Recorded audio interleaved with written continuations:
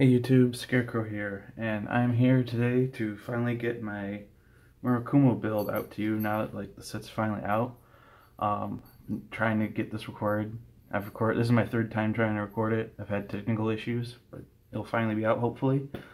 So yeah, this deck is really good. It was already a pretty good deck before the new support, and the new support is just like really good. So we'll get into it. This is going to be pretty similar to what you'll expect to see in the meta now that the set is out. So yeah, let's get started.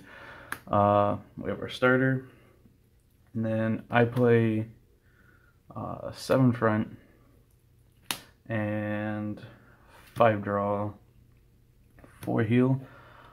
Heals are obvious. I go for a 5-7 split right now. Extra draw power is really good in Murakumo to help generate advantage and draw into your combo pieces and stuff. This deck needs its combo pieces to work, so it helps that you can get into them, and just having cards to throw down on the field in general. I go back and forth between playing 6 and 5. I'm not gonna necessarily stay at 5. I might go back to 6, but right now I'm going for 7 because front triggers win you the game when you get them. So there's that.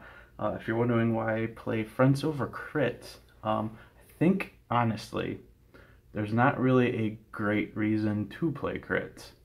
I think most people play crits because most people play crits and most people don't experiment and actually think about it or consider it. But when you put the actual thought into it, in my opinion, fronts are better. Fronts put in.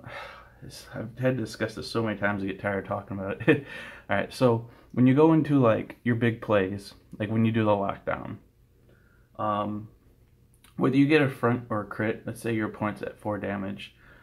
4 damage is the only time a crit's really gonna make a difference versus if it's a front trigger, I guess you could say. And even then, if your opponent's at 4, you have a strong field, you just lock them down and you're gonna drive check a crit or a front. Either one is gonna actually win you the game realistically. But a crit only actually does its job in a word if the opponent's at 4. If they're at 3 or less, the opponent doesn't care that the Vanguard is swinging. And if they are at 4, with the high pressure that the lockdown turn already creates, there's a good reason to sometimes just go, whatever, I'll risk it. If a critical trigger is in those top 2 cards, I guess I'm dead. If not, I get a better chance to survive the turn. Whereas a front doesn't give them that option. When you lock them down and then you push on them, the idea isn't necessarily to kill them right here and now. The idea is that the high pressure you're applying with the opponent's inability to fight back, it's what's going to do them in. The card advantage generated by them just trying to survive, not being able to get it back. And when you hit a front trigger, every single guard they have to do is that much more expensive.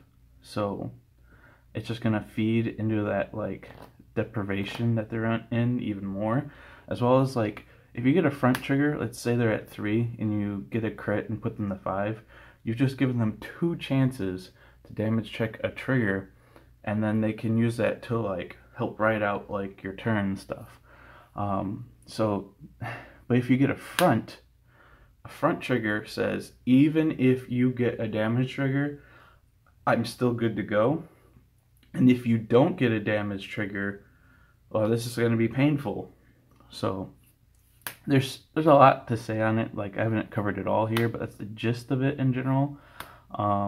Yeah, I implore you to, if you actually think about it I've been talking about, and try it out, I think front triggers are actually the better choice over crits. Moving on to our grade 1s, we got 4 of our Madam. This card is really, really good. People misunderstand this card a lot when they're not too familiar with it. they think like it's the battle that she's involved in, but it's if any of your cards like don't hit, you can put her into the soul, which is good fuel, and get back a Shiryuki. This card is really good. Next, got 4 Million Rat. I'm not a huge fan of Million Rat. The deck is very counterblast heavy, and it's usually not wise to use a counterblast on Rat. Rat is helpful mostly for when you need to rebuild a field or you're just going for a game anyways. Typically, you shouldn't use it, but it can be helpful in those scenarios like I mentioned, mostly for when you need to rebuild resources like you're fighting Shadow Powder or something, and you survive their turn, but you don't have a lot left, and you just need to make a field that can actually get you there. That's what he's here for. And then last, I'm playing 3 Sukurak. This card is pretty lethal. When a rearguard that was on an Excel circle has attacked, he can switch places with them, which is really good. The downside is he's a counterblast. This deck is counterblast heavy, so you don't get to use it like all the time. However, it does come up enough, and just this is a card that gives you another 18k attack. Like, that's really good. Counterblast 1, you another 18k attack. It's great. This card surprises people. They don't see it coming. Really good. So that's it for the 1s. Into the 2s, we of course have our 8 Arresters. These really don't need to be explained. Beat Stick and Lockdown. Like, I don't really need to say more about these. And then last, for the grade 2s, we have our 4 State Girl chick. She is really, really, really good. There is like no downside to this card. Whether she hits or not, she rewards you. Like, if she, whether she hits something off her effect, and whether she hits or not. But yeah, once you get your opponent to 5, this card is good, and even when they're not, like, if you can't make this card hit anybody, just you can swing at something bigger than her and get something out of it is super good. And when she gets a card, she gets you a Shiryuki, or gets you a Shiryuki and puts one in the drop zone for Rainy Girl to pick up. Or she just misses and gives you a soul charge, which this deck eats a lot of soul for your Shiryukis and other cards. So just, there is no downside to this card. This card is just really, really good. And then for our 3s, we of course have our 4 Zanbaku. This card is broken. Like, I think Bushiroad made a crucial design mistake when they made this card. I think they really messed up. This card is just too strong and too good at what it does. Then we got our 4 Shiryuki. This card is really good, a really strong addition to the deck. It's searchable, recyclable. It's a grade 3 that is a really good guard. It's like practically like G-guard good. You can power down 3 people. You can use her offensively, like ride, power down their field, call her the rear guard, power down their field. This is a great way to end the game when your opponent's at like 5 and you just need to finish them off. Just ride or call her, power down, push for game. Like, this card is really, really good.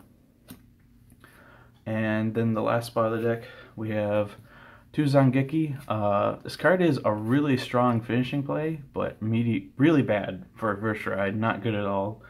Mediocre after that. But like, you really don't want to bother with him until you're gonna go for game. In which case, he's like really strong. Like, if you have a good field and you ride this over Zanbaku and they're at like 5, like, they're probably dead. Especially if you throw a Shiryuki onto it, but it's not very good early game, so just the 2 of it. But yeah, that is the deck. Nothing else I really want to say about it right now, but thank you for watching.